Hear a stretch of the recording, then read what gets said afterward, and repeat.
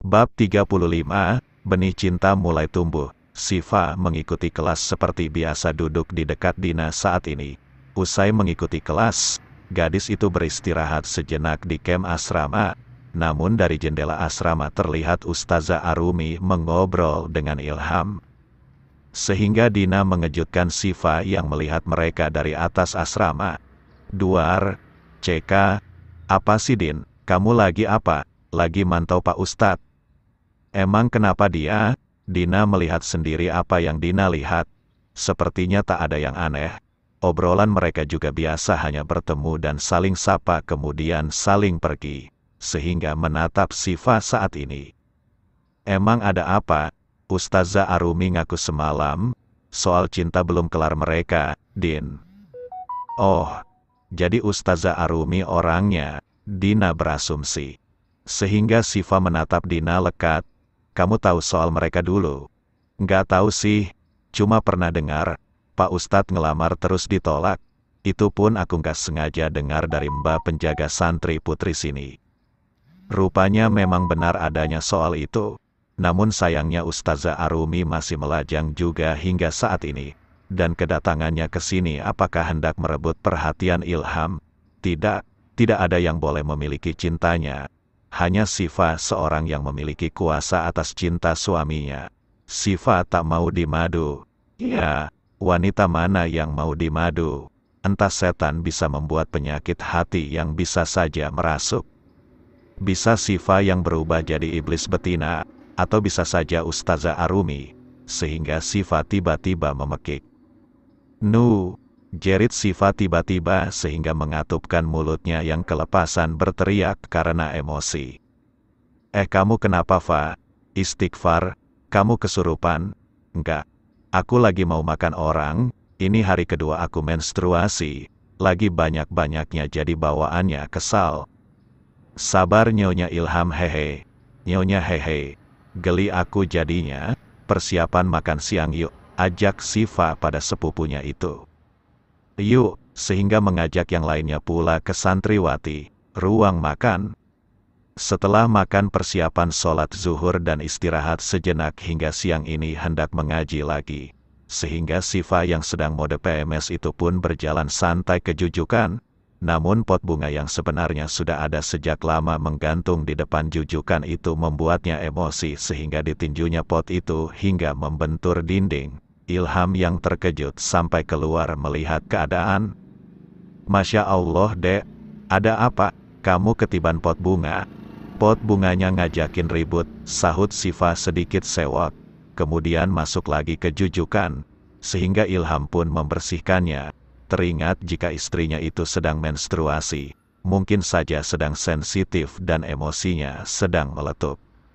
Ilham menyingkirkan pot bunga itu kemudian melihat keadaan istrinya. Ada yang sakit nggak dek? Adek nggak kejatuhan potnya kan? Tangan aku nih.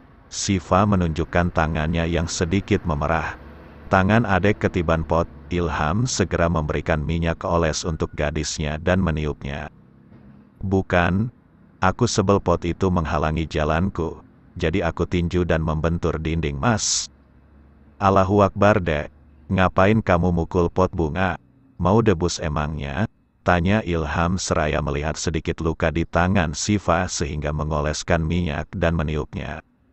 Bukan mau debus tapi mau rebus orang. Siva segera meraih gelas menuangkan air dan meminumnya hingga tandas tak bersisa.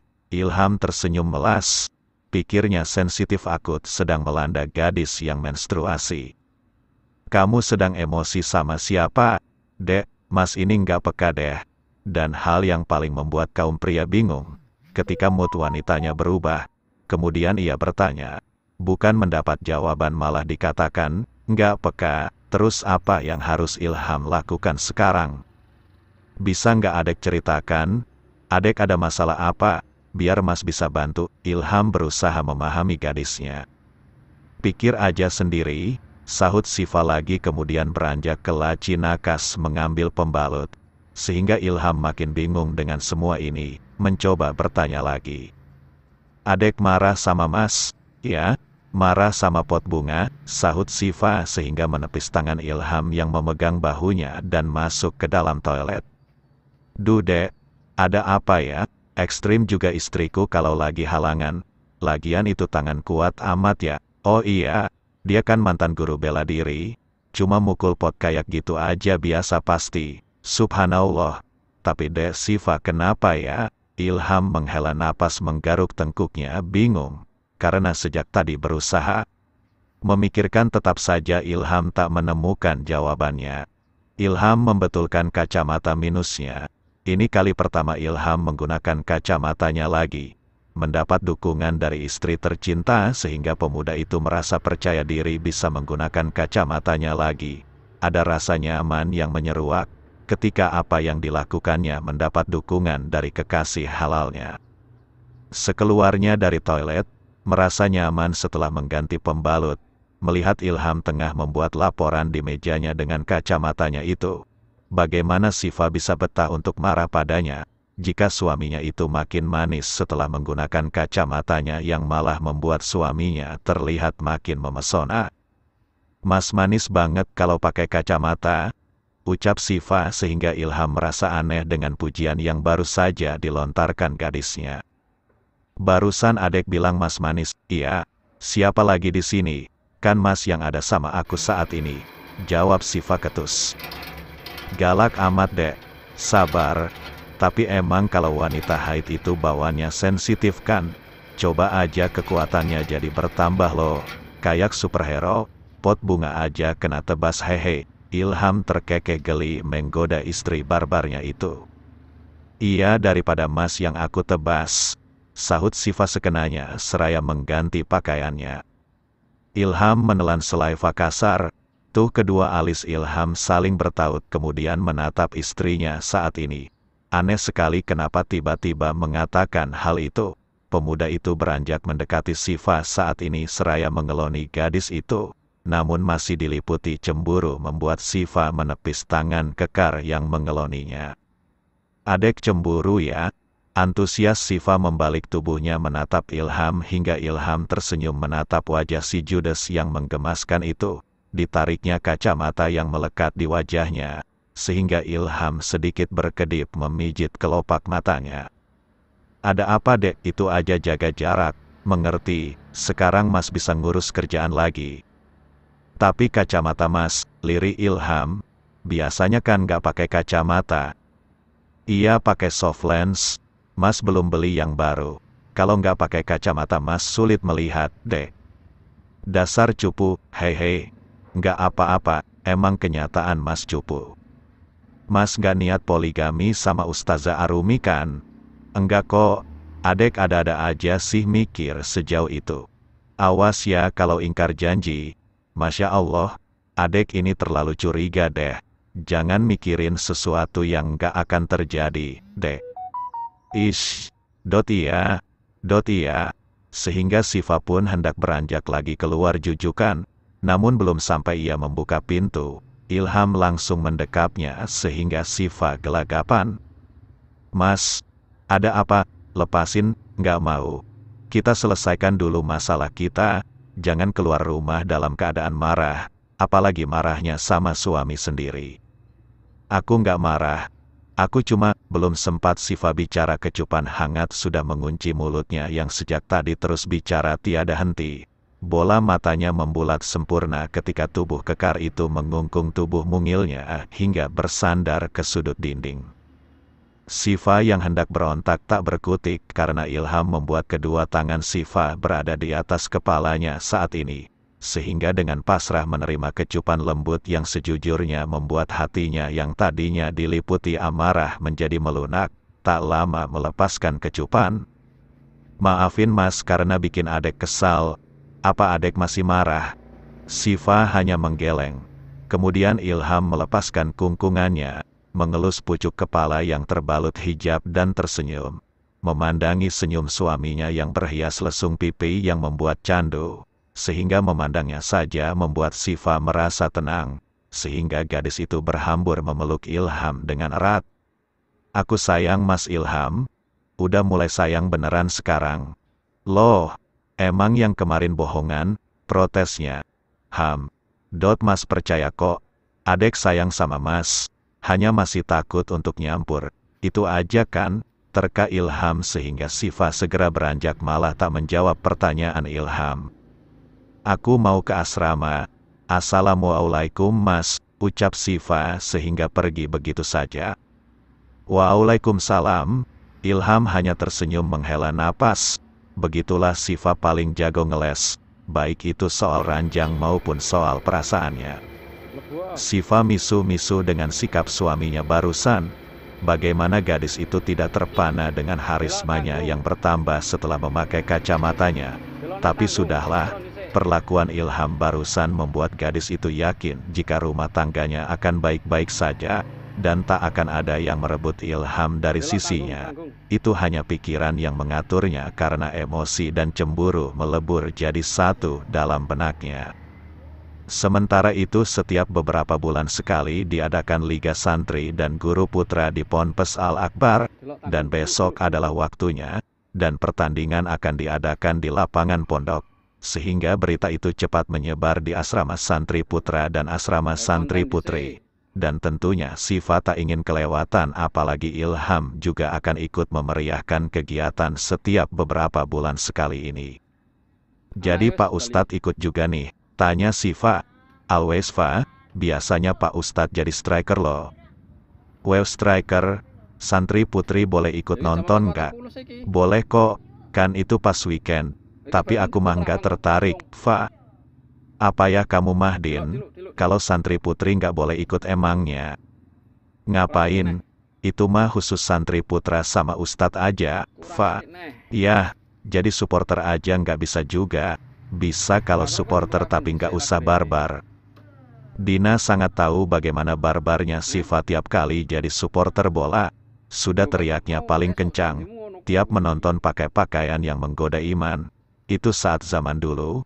Dina harap Siva takkan melakukan itu lagi, apalagi meneriaki suaminya yang menjadi idola pondok. Fa, rambutmu ini nggak salah jadi pirang begini. Aku minta semir tadi. Udah lama nih nggak perawatan, pingin dandan yang flawless, tapi nggak enak kalian pada pakai bedak tabur sih, bedak bayi gitu. Itu udah ciri khasnya Nas, aroma bedak bayi itu bikin nyaman, dan lagi sesuai kantung kita. Hei, aku malah penuh dijujukan make up sama skincare. Wah Pak Ustadz yang beliin? Fa, ngapain aku minta lagi sama dia, udah lengkap juga. Paling aku minta sama Mas Ilham tuh kalau lagi mau makan apa langsung aku minta ke dia. Enak banget ya diratukan Pak Ustadz. Chat, itu karena kalau Pak Ustadz nggak mau, aku ngancam bakalan lompat dari dinding pesantren Ki. Hahaha. Di pantesan aja, kasihan dong sama Pak Ustadz, kamu bikin dia naik darah mulu karena sering kabur. Enak aja, aku hanya melakukan apa yang menurutku nyaman. Iya tapi pondok itu ada aturan. Ya udah yuk ngaji lagi nih. Abis itu persiapan sholat maghrib dan makan malam, ajak Kiara. Yuk, Siva kembali mengikuti pengajian lagi di kelas, beberapa kali ditagih hafalan surat Al-Kahfi oleh suaminya. Sehingga akhirnya gadis itu hafal juga. Siva diminta maju ke depan dan melafalkan di depan para santri putra dan putri. Sehingga meski sempat terbata dan ada beberapa salah-salah, namun gadis itu tetap bisa melakukannya dengan baik. Bagus, sudah mulai lancar ya, serius. Muah. Ketika gadis itu merasa sumringah dengan pencapaiannya, maka serta-merta mencium pipi Ilham, hingga Ilham terbelalak, wajahnya bersemu merah karena malu. Ops maaf aku speechless hehe. Maaf ya teman-teman. Siva membungkukkan badannya seolah merasa bersalah melakukan adegan romantis bak drama Korea, percintaan yang manis antara guru dan muridnya. Bikin iri aja wow, sorak teman lainnya. Hadeh, berbagai keluhan memenuhi seisi kelas. Maaf Besti, maaf, Siva merutuki dirinya. Ilham juga sebenarnya malu. Namun bukan Siva namanya jika tidak bertindak barbar seperti barusan. Sepertinya Siva sudah mulai menunjukkan jika ia bangga bersanding dengan Ilham. Meski awalnya berdalih Ilham terlalu tua untuknya karena terpaut 10 tahun, namun akhirnya benih cinta mulai tumbuh juga seiring berjalannya waktu. Malam ini setelah seluruh kegiatan selesai, Ilham mencari baju sepak bola yang akan digunakan esok ketika Liga Santri, sehingga Sifa memperhatikan suaminya saat ini. Mas, kata Dina, Mas itu jadi striker ya? Iya sayang, sampai saat ini. Emang Mas bisa main sepak bola? Bisa toh sayang. Adek mau menonton gak besok? Pas lagi gak ada kegiatan juga kan? Mau Mas, tapi kalau aku kasih semangat gak apa-apa kan? Iya gak apa-apa sayang, tapi gak usah barbar. Kenapa omongannya sama kayak si Dina? Sih, gerutu Sifa pelan. Kamu ngedumel apa sih, Dek? Nggak ngedumel apa-apa. Udah ya, aku mau tidur. Ya udah, tidurlah, Dek, sahut Ilham, namun tak lama pemuda itu hendak keluar lagi. Loh, Mas mau kemana? Mas mau keluar dulu ke aula ngobrolin soal Liga Santri besok, Dek, sahut Ilham. Lama nggak? Adek tidur duluan aja ya, Mas lama. Viu. Ya udah, assalamualaikum. Waalaikumsalam. Waktu sudah menunjukkan pukul 2 pagi. Itu pun Sifa yang biasanya tidur ngebo jadi terbangun karena kebelet pipis. Biasanya Allah memberi tanda lewat mimpi. Kita sedang pipis, jika refleks pipis maka sudah dipastikan akan mengompol. Untung Sifa refleks terbangun dan menyadari jika Ilham sedang mengeloninya. Dipandanginya wajah teduh yang kini mengeloni tubuh mungialnya. Mas, maaf aku mau pipis, ucap Sifa seraya menutup kancing dasternya. Pipis di sini aja sayang. Mas, hehe, ya udah. Semalam Mas ngapain aku? Biasa deh hehe. Ya udah kita persiapan sholat tahajud ya. Mas lupa ya kan aku lagi halangan. Oh iya, aku mau membersihkan diri aja. Abis itu mau lanjut tidur lagi. Doa malam aja deh dijujukan. Mumpung Allah sedang turun ke bumi, iya. Sehingga Sifa beringsut keluar dari selimutnya dan menuju ke toilet. Sementara Ilham masih bergelung dengan selimutnya, senyum-senyum mengingat kejadian semalam di mana Sifa tak sadar saking pulasnya. Memang apa yang sebenarnya Ilham lakukan semalam?